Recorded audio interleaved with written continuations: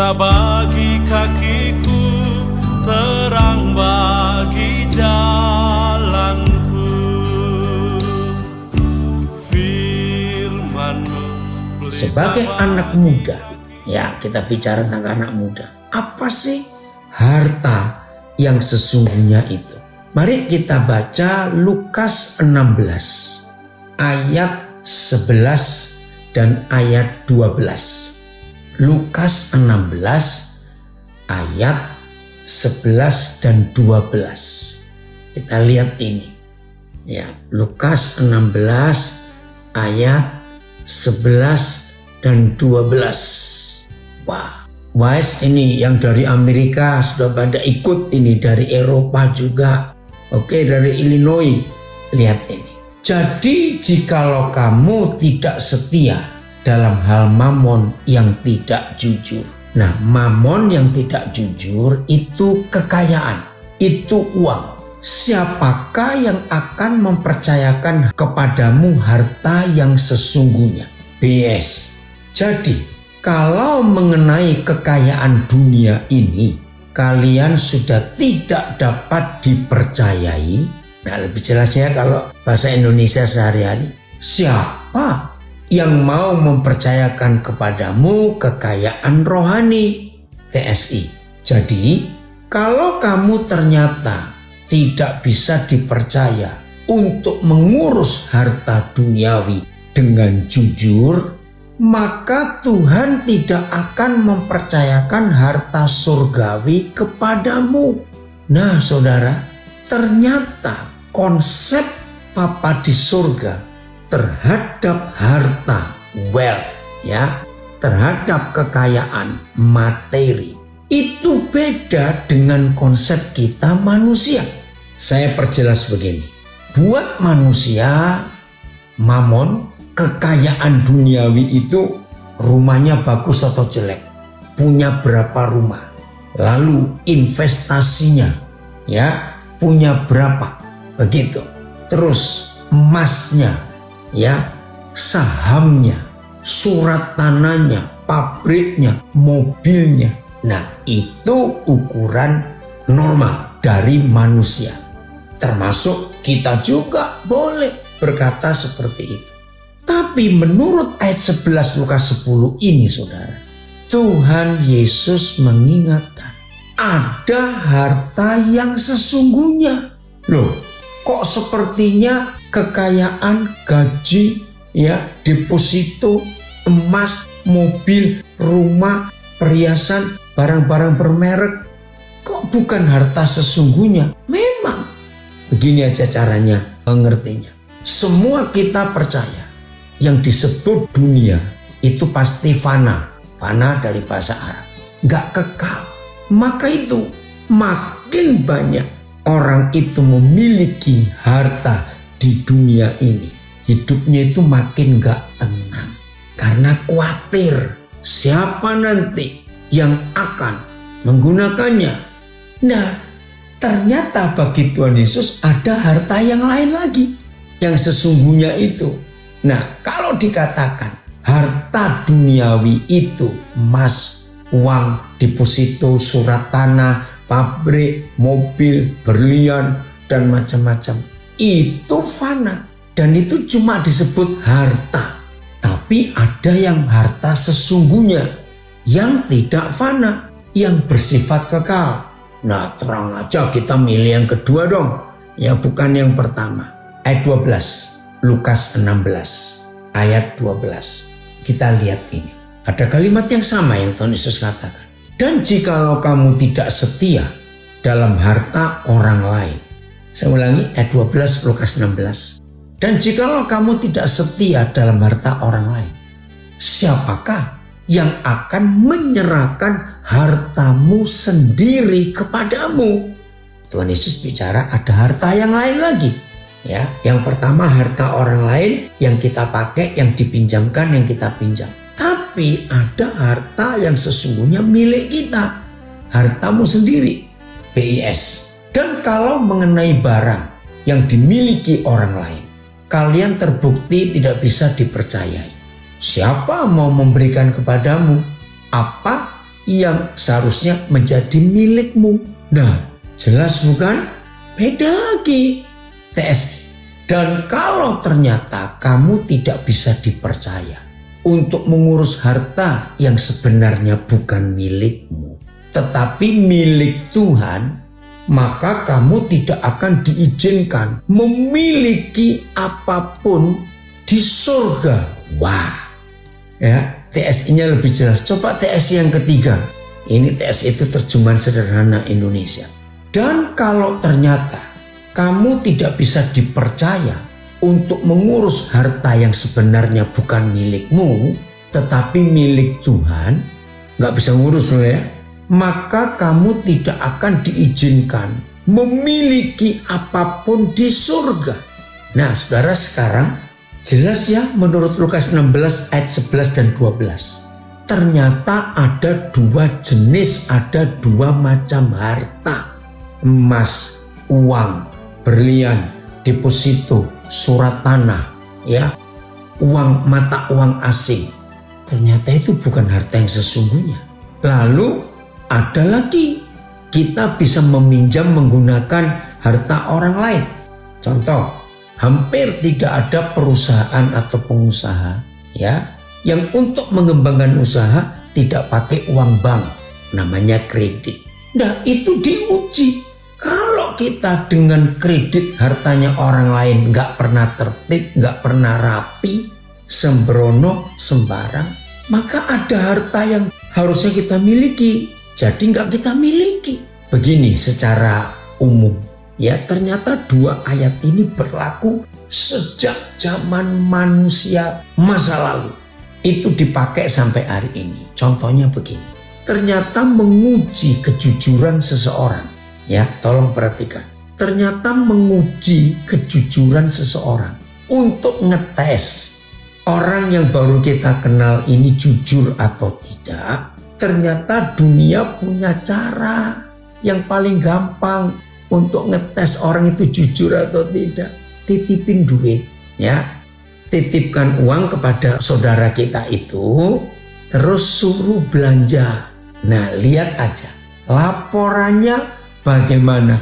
Ya, laporannya bagaimana? Penggunaan uangnya itu tertib enggak? Jujur enggak? Contoh beginilah, saudara punya teman baik.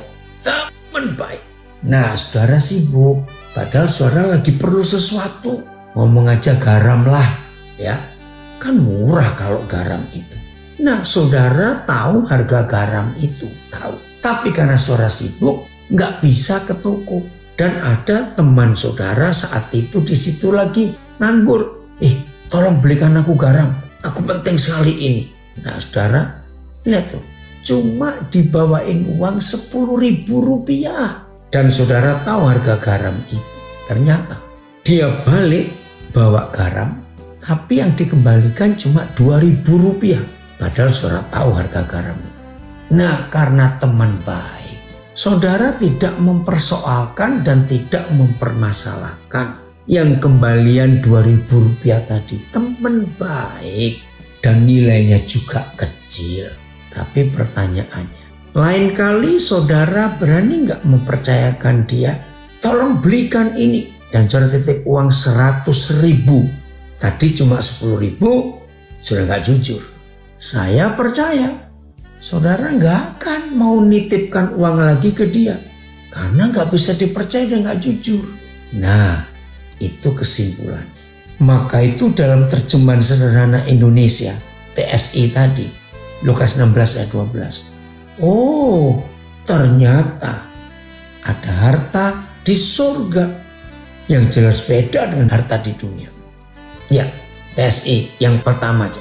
Dan kalau ternyata kamu tidak bisa dipercaya untuk mengurus harta yang sebenarnya bukan milikmu, tetapi milik Tuhan, jelas milik Tuhan, maka kamu tidak akan diizinkan memiliki apapun di surga. Waduh, maka itu tadi saya katakan ada yang fana, mau punya kekayaan berapapun juga. Berita yang saya baca, Ratu Elizabeth II meninggal. Ternyata dia, Ratu Elizabeth, sudah menyiapkan kekayaan warisan untuk Pangeran Charles yang menjadi Raja Inggris Raya dan bergelar King Charles III, Raja Charles yang ketiga. Nah, saudara, wow, ternyata Ratu Elizabeth mewariskan kekayaan senilai 7 triliun kepada Charles. Nah, jangan tanya saya 7 triliun itu seberapa, saya juga nggak tahu. Tapi istilah saya, kalau 7 triliun itu dibelikan kacang semua, maka seluruh wilayah Jakarta akan tenggelam. Kira-kira begitu. Nggak usah diurus, ya pokoknya begitu. Nah sekarang saudara, itu nggak kekal. Walaupun jumlahnya segitu gede, 7 triliun. Ya, tapi sementara nggak kekal. Saya percaya Raja Charles bersama permaisurinya Camilla nggak mungkin bisa menghabiskan, nggak mungkin. Maka itu jangan cari yang fana, ada yang kekal, ada yang sesungguhnya.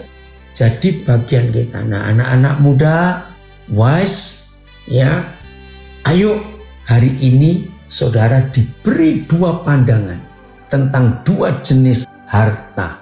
Ada yang di dunia ini dan ada yang sesungguhnya. Ayo semua kita wise, bijaksana, memilih yang sesungguhnya, jangan yang fana. Walaupun kita tetap perlu yang fana, tapi ada yang sesungguhnya.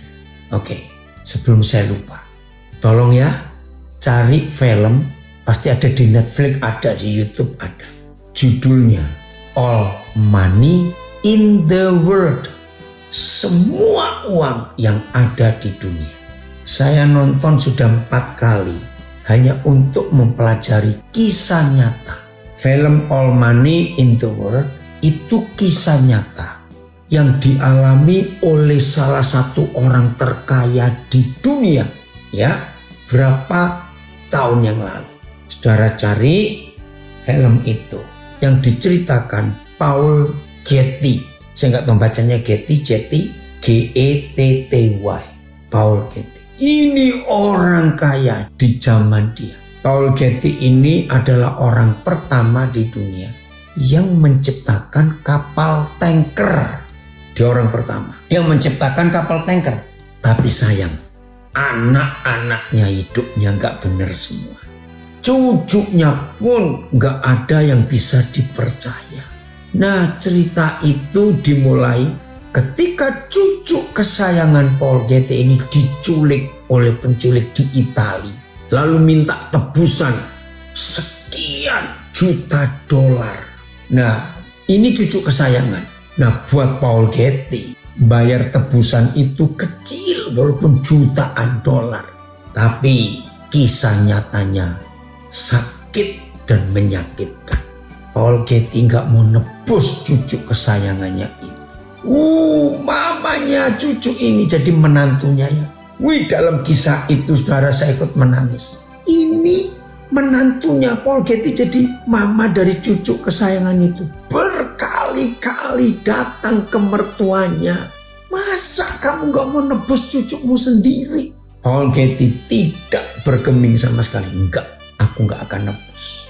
Akhirnya ada konferensi pers. Gempar saudara.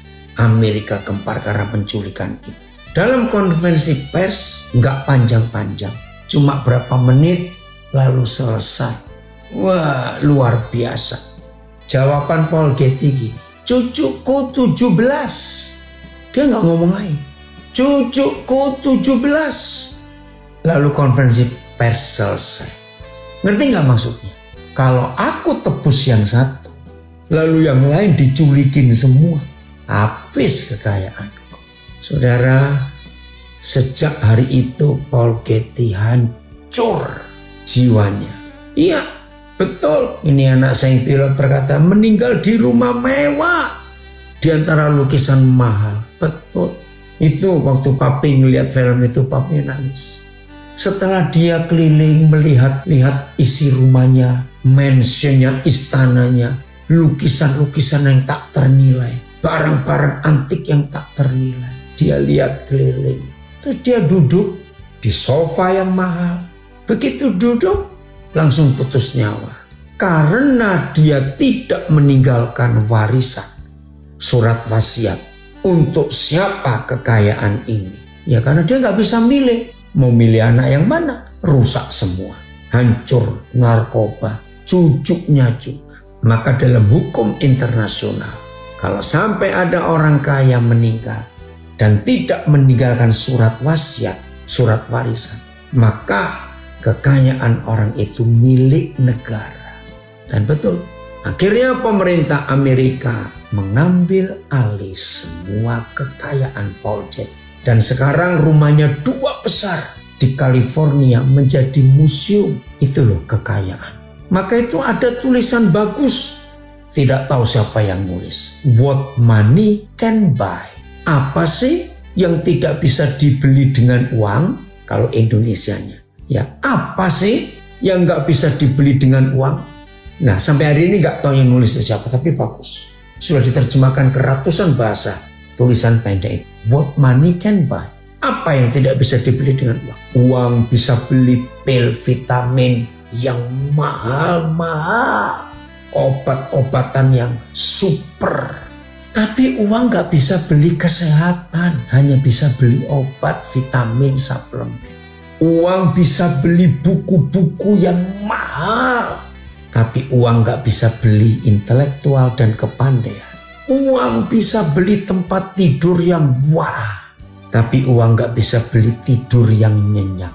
Uang bisa membeli alat-alat hiburan yang ratusan juta miliar. Home theater, ya rekaman, pokoknya macam-macam nih. Alat-alat hiburan, entertainment. Tapi uang gak bisa membeli sukacita dan kebahagiaan. Dan banyak hal bisa dibeli dengan uang. Tapi ada harta yang sesungguhnya yang gak bisa dibeli dengan uang.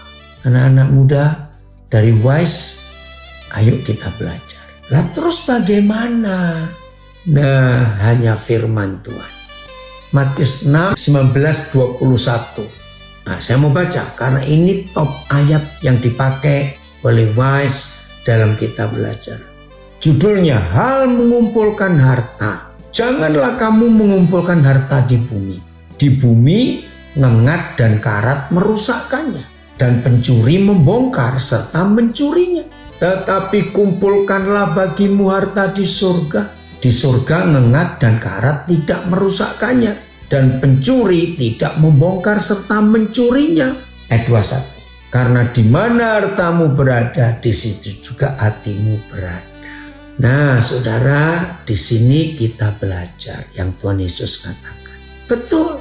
Maaf ya, supaya lebih singkat karena saya waktunya terbatas ini. Saya cerita tentang saya, maafkan saya.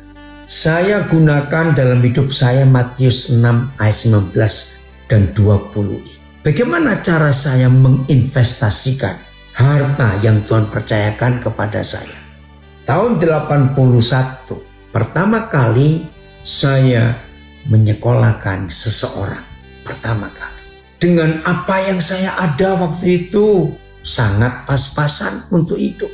Lulus satu anak S1. Nah, maaf saya punya kalimat ini. Saya ketagihan untuk menyekolahkan orang lagi. Ada kepuasan di hati saya. Kalau ada anak miskin, maaf orang tuanya pas-pasan. Tapi anak itu pengen sekolah. Waduh, kalau saya ketemu, saya langsung sekolahkan. Lulus anak kedua. Saya ketagihan lagi. Itu tahun 81, 82, 83. Terus. Tanggal 31 Agustus yang lalu. Anak seorang tukang ojek. Catat. Namanya Muhammad Robi. Anak tukang ojek. Sejak SD anak itu ikut saya di Nabire bersama orang tuanya, lalu sekolah di sekolah kami sampai lulus SMP, lulus SMA. Nah, dia cita-citanya jadi teknik sipil. Maka dari Nabire dia kuliah di ITN Malang. Saya biayai. Nah, 31 Agustus kemarin dia dinyatakan lulus setelah sidang skripsinya itu. Aduh, saya bangga sekali. Nah itu kalau saya hitung hampir yang ke-500 S1. Saudara, serius. Nah, Tuhan mengizinkan. Itu investasi saya dengan harta saya. Menurut Matius 6 ayat 19 dan 20. Jangan di dunia ini investasi, tapi di sana. Oh iya, ada yang komen, enak sekali Koden punya ketagihan yang unik, yang jarang dimiliki setiap orang. Nggak tahu kenapa Tuhan memberi saya sebuah addicted ketagihan yang unik. Bayangkan hampir 500 S1. S2 sekarang sudah 62 orang yang lulus. S3 yang doktor sudah ada 6 orang. Dan tahun ini Tuhan beri saya kesempatan untuk mengkuliahkan 3 doktor lagi. 2 di Satya Wacana, 1 lagi di Universitas Hasanuddin. Nah, yang di Hasanuddin ini Muslim. Jadi saya nyekolahkan orang itu gak hanya yang Kristen. Pokoknya orang. Hebat Tuhan. Puji Tuhan. Dari tangan kami lulus 1 pilot. Ada di Amerika sekarang. Dokter umumnya ada 11. Nah, setelah tanggal 31 Agustus dinyatakan lulus anak tukang ojek namanya Muhammad Robi. Tanggal 2 September seorang anak dari suku Lundaya, Dayak Kalimantan Utara, namanya Aprianto. Dia pakai nama saya Aprianto Alexander. Ya, saya kuliahkan dia. Bapaknya, maaf ini kalau Apri ada, bapaknya cuma tukang jahit di pedalaman Kalimantan Utara, tukang jahit. Tapi anak ini jenius. Saya luluskan dia dokter di Tarumanegara, ya, Jakarta. Sudah berapa tahun mengabdi di pedalaman Kalimantan Utara. Tanggal 2 September minggu yang lalu, anak ini dilantik menjadi direktur rumah sakit umum pertama di Kecamatan Krayan itu. Pertama. Jadi pemerintah baru bangun rumah sakit pertama di daerah Krayan. Dan anak saya ini dilantik menjadi direktur rumah sakit. Bangga nggak? Oh, bangga sekali. Dan selama Tuhan masih beri saya kemampuan, inilah investasi saya. Bukan saya belikan mobil, bukan saya belikan barang-barang branded atau bermerek, tidak. Saya taruh kekayaan itu ada di surga, yang gak ada ngengat, gak ada karat, gak ada pencuri. Nah, kalau saya investasikan harta yang sesungguhnya di hidup orang, orangnya jadi pandai di otaknya dan karakternya karakter Kristus. Renungkan, siapa bisa mencuri kekayaan intelektual di otak orang? Nggak ada. Tapi kalau kita simpan di bank, kita simpan di mana, ada pencuri, ada inflasi, ya nggak ada macam-macam. Tapi kalau investasi di hidup orang, wah, itu kekayaan yang sesungguhnya. Ayo rekan-rekan muda, siapkan itu. Maaf, saya cuma cerita lagi ya. Kasus Freddy Sambo, akhirnya muncul satu nama yang disingkat Baradae Eliezer. Ingat ya? Nah, akhir Agustus Baradae, keluarganya, orang tuanya, maaf, yang gak mampu bayar pengacara, akhirnya pilih seorang pengacara muda namanya Roni Talapesi. Segala kemuliaan bagi Tuhan. Roni Talapesi itu anak saya, yang saya biayai sekolahnya sejak kelas 2 SMP. Lulus SMP, dia lanjut SMA. Lulus SMA, dia lanjut S1 Hukum di Atmajaya, Jakarta. Begitu dia dilantik jadi pengacara, dia buka kantor pengacara bersama 3 temannya. Dan anak ini menyerahkan diri kepada pemerintah untuk menjadi pengacara yang tidak dibayar kalau kliennya itu miskin. Namanya pro bono. Saudara, nah, waktu Ahok diadili, gubernur DKI waktu itu, sekian banyak pengacara, maka Roni Talapesi yang dipilih menjadi pengacara termuda. Nah sekarang namanya melejit lagi karena dia jadi pengacaranya Baradae. Nggak dibayar.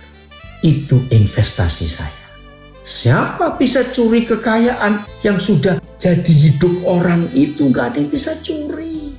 Wow, ini anak saya pengacara terkenal di Jakarta, Tony Budijaya. Nah, puji Tuhan hadir, senang sekali. Bapak ngikuti kiprahmu, Sudah go internasional ya. Tony Budijaya hebat. Nah saudara, terus maju. Ayo terus maju. Wah, kalau ada anak-anak muda, secara khusus dari WISE ini ya, Young Interdenomination Society. Wah keren. Young Interdenomination Society harus. Nah ya nyimpang dikit ya. Maka itu negara-negara akan rusak, bangsa-bangsa akan rusak kalau ada intoleransi. Maka itu kalau WISE ini menjadi sebuah komunitas anak-anak muda yang membentuk komunitas interdenominasi, nggak melihat latar belakang, suku, agama, tidak. Dan saudara-saudara WISE berkiprah menggunakan wealth, kekayaan saudara, bukan cuma untuk memenuhi keinginan diri sendiri. Nggak salah pakai pakaian branded kelihatan bagus, nggak salah. Tapi jangan terobsesi, jangan. Nah itulah kekayaan yang sesungguhnya yang Tuhan percayakan kepada kita, yang nggak bisa dicuri, nggak bisa dirampok, nggak bisa kena karat, nggak bisa dimakan ngengat, nggak bisa. Belum lama ini ada anak saya, dia lucu sekali. Kata dia ini kira-kira hampir 4 tahun yang lalu, ada seorang keluarganya pulang dari Amerika membelikan dia celana yang dia suka, dan dia sendiri nggak mungkin bisa beli yang merek itu, mahal. Katanya satu celana aja hampir 3 juta rupiah, saya nggak tahu. Nah karena dia sayang, dia takut pakai. Nah karena dia takut pakai jadi lupa. Nah suatu hari yang bersih-bersih almari dia, yang kerja di rumahnya, itu melihat, ini kok ada celana begini, ditunjukkan. Wih, anak saya, itu celana saya. Saudara tahu ceritanya? Lubang-lubang, dimakan ngengat. Saya tertawa, dia cerita begitu, rasain loh. Karena terlalu sayang gak kamu pakai. Yang pakai ngengat. Ya gak mungkin dia akan pakai celana yang lubang-lubang begitu. Betul ya? Nah ini loh saudara. Tapi kekayaan yang kita investasikan di hidup orang luar biasa. Ada yang komen dari Surabaya. Orang terkaya pun tidak ada yang seperti Pak Pendeta, 500 orang dikuliakan. Setan dibuat jengkel. Sebab Pak Pendeta gak sayang setan, gak sayang uang itu, betul. Nah oke, jelas ya. Nah ini satu ayat lagi yang saya pakai. Ayo anak-anak muda, Young Interdenomination Society, gunakan firman Tuhan. Matius 13 ayat 44. Matius 13 ayat 44. Ayo kita lihat nih. Matius 13 ayat 44. Wah seru saudara. Kalau kita menggunakan wealth, kita the greatest wealth, itu adalah berguna untuk orang lain. Hal kerajaan surga itu seumpama harta yang terpendam di ladang, yang ditemukan orang, lalu dipendamkannya lagi. Oleh sebab sukacitanya, pergilah orang yang menemukan ladang dan yang ada harta terpendamnya itu. Oleh sebab sukacitanya, pergilah ia menjual seluruh miliknya, lalu membeli ladang itu. Ada sebuah buku, judulnya The Legacy, Stephen Lawson, J. Lawson, cari. Judulnya Warisan Abadi. Saya lupa tepatnya ya, sudah lama saya baca buku itu, awal tahun 80-an. Nah, penulisnya berkata begini, kalau saudara ingin melihat kekayaan, wealth, ya, jangan ke istana Buckingham. Wah itu istananya Ratu Elizabeth. Nggak tahu itu, kalau dinilai istana Buckingham itu berapa ratus triliun harganya. Jangan. Kalau saudara ingin lihat kekayaan, jangan ke istana-istana raja-raja di dunia. Jangan ke bank, jangan. Tapi pergilah ke kuburan. Nah itu saya kaget. Ngapain melihat kekayaan kok ke kuburan? Tapi setelah saya baca, saya merenung dan betul. Lalu Stephen Lawson berkata begini, kenapa harus ke kuburan kalau lihat kekayaan? Baca nama-nama yang mati di batu nisannya dan lihat umurnya. Nah setelah baca nama-namanya, cari siapa dia. Oh betul juga. Jadi kalau kita ke kuburan, maka kita melihat saudara orang-orang jenius yang mati dikubur di situ. Itulah kekayaan yang sesungguhnya. Betul juga kalau begitu.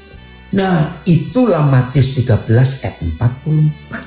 Jadi, di hidup setiap manusia, kita ini ladang, ya, sebidang tanah. Loh, kenapa? Karena kan tubuh kita dibuat dari tanah. Awas yang dia bilang dibuat dari ubi. Awas itu. Nah, karena kita dibuat dari tanah, maka kita ini sebidang tanah, ladang. Oh, Papa di surga hebat. Secacat-cacatnya orang lahir cacat, ya. Secacat-cacatnya orang cacat. Percayalah, di dalam hidup si cacat itu, kalau dia itu manusia, ada skill, ada keahlian, ada harta yang terpendam. Nah, hal kerajaan surga itu bukan somewhere in nowhere. Surga itu tidak berupa letak geografis di lintang selatan, bujur utara, bujur timur berapa. Enggak. Surga itu menurut Tuhan Yesus adalah kita yang menemukan sebidang ladang. Lalu kita beli ladang itu. Dan di dalam ladang itu tertanam, tersimpan, tersembunyi harta yang tak ternilai. Ada anak saya Hanif. Namanya keren, dia asli orang Minang. Hanif Umar Mursyid. Saya ketemu dia waktu bulan Juli lalu. Saya diundang pelayanan ke Pekanbaru. Nah, saya melihat Hanif ini, saya nggak kenal. Dia Muslim, orang Minang asli. Roh Kudus berkata, itu ladang itu. Di dalamnya ada harta yang terpendam. Ringkas cerita, saya bawa dia ke Jakarta. Sekarang dia sedang kursus di Jakarta. Saya biayai dia. Nah, jadi mulai hari ini saudara, apalagi saudara orang-orang muda, generasi Z, generasi milenial, ayo kita berlomba-lomba. Gunakan wealthmu, kekayaanmu, harta yang kau miliki untuk diinvestasikan dalam hidup setiap manusia. Maka itu menurut Matius 13:44, ternyata di dunia ini gak ada orang bodoh, yang ada orang malas. Dan bersyukur kepada Tuhan, Roh Kudus bicara kepada saya tentang Matius 13:44. Maka itu saya punya hobi, kecanduan nyekolahkan orang supaya skillnya, intelektualnya terbongkar. Dan puji Tuhan, sudah banyak anak-anak saya yang mengikuti jejak saya ini, nyekolahkan orang-orang lain. Ayo kita mulai bergerak, gunakan kekayaan itu. Nah, jangan salah menafsirkan. Sepertinya saya nggak butuh uang. Salah. Bagaimana kalau saya nggak punya kekayaan, bisa nyekolahkan begitu banyak orang? Saya butuh, saya perlu. Dan tolong ya, anak-anak muda, hanya ada satu cara. Saudara bisa menggunakan wealthmu, kekayaanmu untuk yang benar. Hanya ada satu cara. Belajarlah dan paksalah dirimu untuk bisa berkata, cukup, aku cukup. Kalau saudara bisa berkata cukup, maka begitu banyaknya, melimpahnya the greatest wealth yang saudara miliki. Nggak akan saudara habiskan untuk diri sendiri dan terbuang-buang. Nggak akan. Karena saudara bisa berkata cukup. Maka yang lebih yang saudara nggak pakai untuk diri sendiri dan keluarga sendiri, itu otomatis mengalir keluar. Ayo belilah ladang sebanyak-banyaknya, sekuat kita punya kekayaan itu. Dan bongkarlah ladang itu. Keluarkan harta terpendamnya. Itulah orang-orang hebat. Saudara, serius sekali. Kalau ini kita kerjakan, dunia akan berubah. Dan itulah yang Tuhan tunjukkan. Sehingga kami bisa buka sekolah di Papua. Yang khusus anak Papua, itu kami buat gratis. Anugerah Tuhan yang luar biasa. Jadi sekarang ngerti ya, kekayaan yang sesungguhnya bukan kita simpan di bank, simpan di rumah, tapi disimpan di hidup banyak orang. Bangkitkan harta terpendam di hidup banyak orang. Itu maka Tuhan luar biasa dipermuliakan. Begitu ayat 21, sebab di mana hartamu berada, di situ hatimu berada. Saya landing di Bandara Sydney dari Brisbane, dijemput oleh seorang dan bawa anaknya, namanya Oscar, masih muda, umur 16 tahun. Lah rupanya Oscar ini walaupun gak ngerti bahasa Indonesia karena dia lahir di sini, itu suka melihat karena mamanya sering ikut Zoom belajar bersama saya. Yang saya kaget pertanyaan Oscar pertama kali, dia bilang, bagaimana caranya kamu tiap hari bisa bicara ngajar orang? Wah, saya gak pernah kenal anak ini, baru tadi itu. Tapi pertanyaannya luar biasa.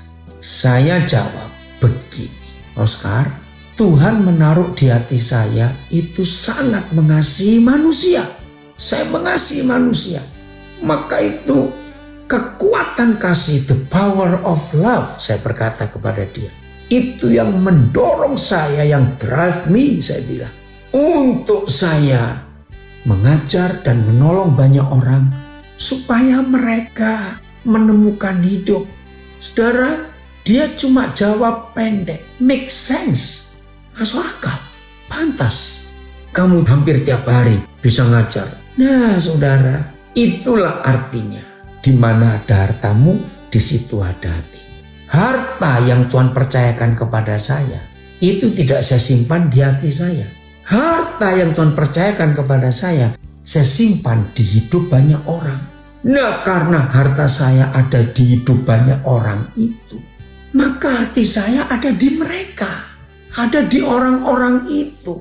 Nah ketika hati saya ada di hidup banyak orang, maka itu tiap hari saya sukacita. Apalagi saudara bisa bayangkan, kalau tadi yang komen dari Munich, ketagihan yang antik, unik, ketagihan kok membuat orang itu bisa lulus kuliah. Betul, maka itu salah satu kesukaan saya terbesar. Bukan saya bisa beli ini beli itu, tidak.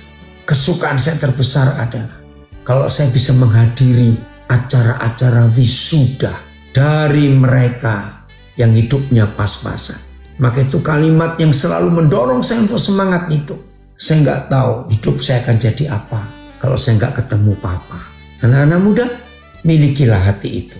Ada banyak orang akan berkata kepada saudara, aduh aku nggak tahu hidupku jadi apa kalau aku nggak ketemu kakak, nggak ketemu apa. Ketika mereka bertemu dengan saudara, mereka dipulihkan hidupnya. Ada yang komen, kita bukan menjadi hamba mamon, tapi mamon dimanfaatkan untuk mempermuliakan Tuhan. Kita investasikan untuk surga, membeli tanah untuk mutiara terpendam. Amin. Ini luar biasa. Dari Illinois ada komen, banyak pengajaran yang mengartikan berkat adalah uang. Sehingga kalau ada orang kaya selalu dikatakan, dia diberkati luar biasa. Bukan, berkat Tuhan itu nggak ada hubungannya dengan uang. Segala sesuatu yang masih bisa dibeli dan didapat dengan uang, itu bukan berkat Tuhan. Itu hukum alam, the law of nature. Berkat Tuhan, the real wealth, adalah segala sesuatu yang gak bisa dibeli dengan uang. Yesaya 45 ayat 3. Coba dibacakan itu. Yesaya 45 ayat 3. Aku akan memberikan kepadamu harta benda yang terpendam dan harta kekayaan yang tersembunyi. Wih, luar biasa. Supaya engkau tahu bahwa akulah Yahweh Tuhan Israel, memanggil engkau dengan namamu. Puji Tuhan. Ya, BIS-nya. Maka engkau akan kuberi harta kekayaan yang tersembunyi, supaya engkau tahu akulah Yahweh Tuhan Israel, yang telah memanggil engkau dengan namamu. Puji Tuhan. Jadi saudara, the real wealth, kekayaan sesungguhnya, itu bukan yang ada di tubuh kita, di badan kita, tapi di hidup banyak. Amin ya. Nah, ini bagian terakhir. Tuhan beri saya hikmat. Saya lupa awal akhir 70-an atau awal 80-an. Uang kalau dikatakan itu air, ya, uang itu air, maka nggak ada kapal yang nggak perlu air. Ini anak saya bilang, ingat sharing Bapak tentang lagu karya terbesar, ya, yang diganti liriknya, betul. Akulah harta, ya. pengorbananku, bukan pengorbananmu. Nah saudara, maka itu kita harus tahu kapal itu perlu air. Kalau ada kapal nggak perlu air, itu kapal hiasan, cuma jadi pajangan. Tapi nggak ada kapal goblok memasukkan air ke dalam kapalnya. Ngerti nggak ilustrasi itu? Saya bersyukur Tuhan kasih saya ilustrasi itu. Nah ini anak saya yang saya kuliahkan dari Nias. Dia kuliah ya di UKI. Ngambil hukum ya kamu nak, Bapak lupa. Nah saudara, maka itu kita perlu uang dalam hidup. Tapi jangan masukkan uang ke hati kita. Biar uang itu ada di luar kita. Dan kita pakai untuk menjalankan kapal hidup ini. Maka kekayaan itu tidak akan menjerat kita. Ayat terakhir ini 1 Timotius 6 ayat 9. Ada komen, salah fokus bisa salah perhatian dan perbuatan.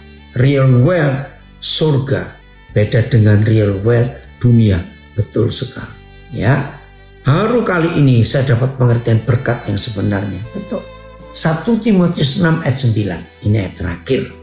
Tetapi mereka yang ingin kaya, bukan kaya. Kaya itu wajib, maaf. Kalau saudara dengar saya cerita begini, nyekolahkan ratusan orang. Kalau nggak kaya nggak mungkin.